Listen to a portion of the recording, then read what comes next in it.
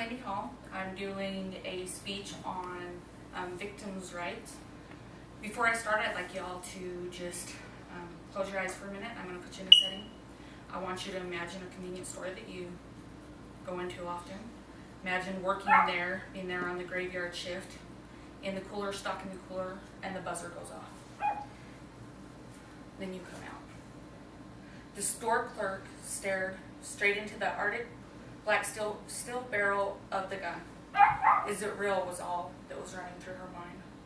After what seemed like an eternity, she moved over to the register and began to empty its contents into a plastic bag. She glanced out the window and watched as the snowflakes gently drifted to the ground. 2, 3 cars passed, but no one came in. The aroma of the freshly brewed cinnamon coffee tickled at her nose.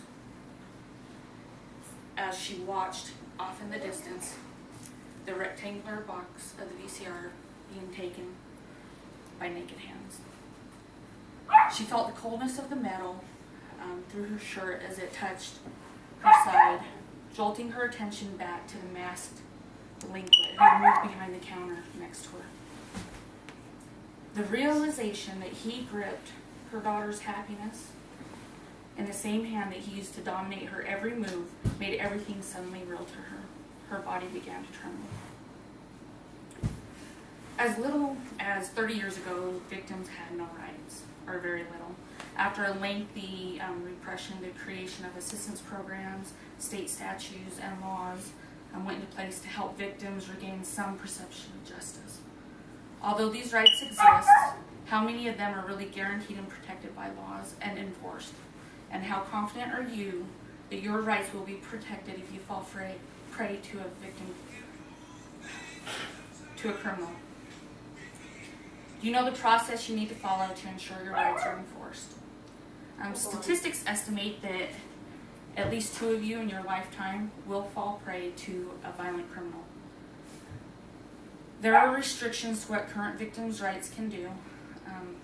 I have personally witnessed the judicial system let victims down time and time again and fail to uphold their rights.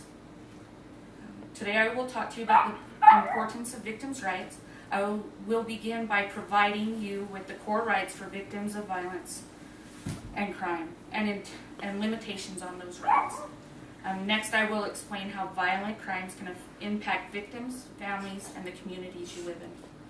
Finally, I will give examples of how judicial systems can violate these rights.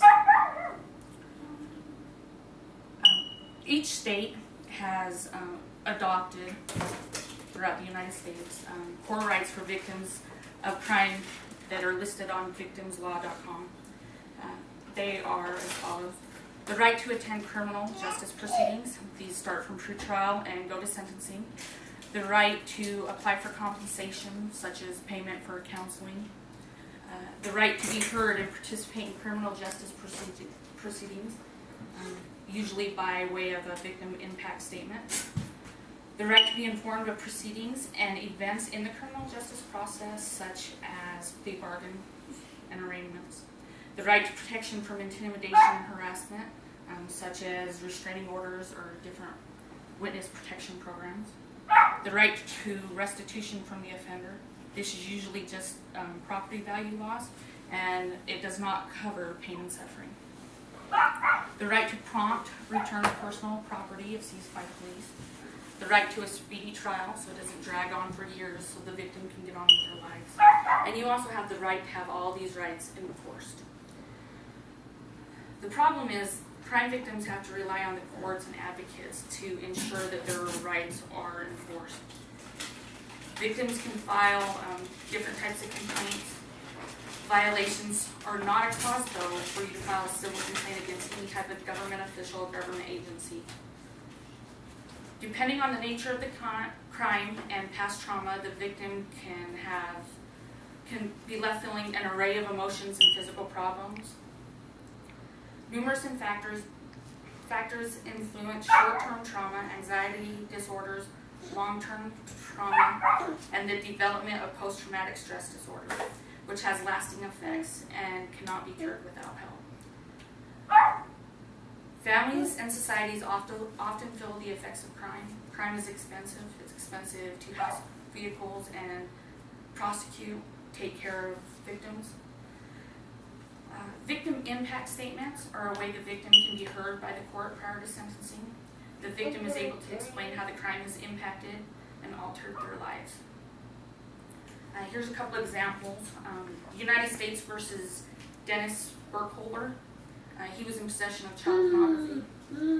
A lot of these victims were children, and their impact statements are right now, this is in the U.S. Courts of Appeals to try to get this overturned and have him resentenced, as his sentence was dropped 11 years.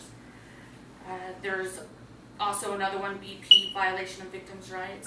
They were offered plea bargains without the victims being consulted. The state of Idaho versus Robert Lish.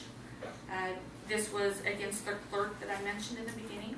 She was not informed of the plea bargain, not offered restitution, did not participate in the plea bargain, was not protected. The defendant called her, harassed her, and her rights were not enforced by the court.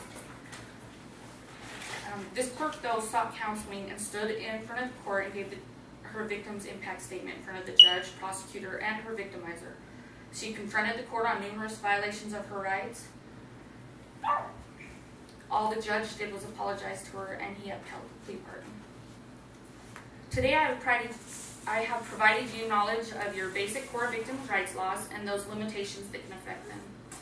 I shared how victims and communities are impacted by crime. I then gave you examples of how rights are violated within the legal system. I want you to ask yourself how often you think these rights of the victims are so recklessly disregarded by the people that are supposed to protect them. Victims' rights are not always upheld, leading to further victimization by the court. It is important for you to know your rights and to avoid having violations, as there are few consequences to the government officials that violate them. According to findings from the National Crime Victimization Survey in 2008, U.S. residents aged 12 and older experienced 4.9 million violent crimes in that year. As you can see, these laws are important to ensure the safety and recovery of the victims, their families, and their community. Fortunately, after 2 years of the events that happened on January 1st, 2003, the clerk returned to the job that she had, requested to be put on a graveyard shift, and faced her nightmare. Only then was she able to get over what happened to her. So I want to thank you very much for your time and for listening to what I had to say. Thank you.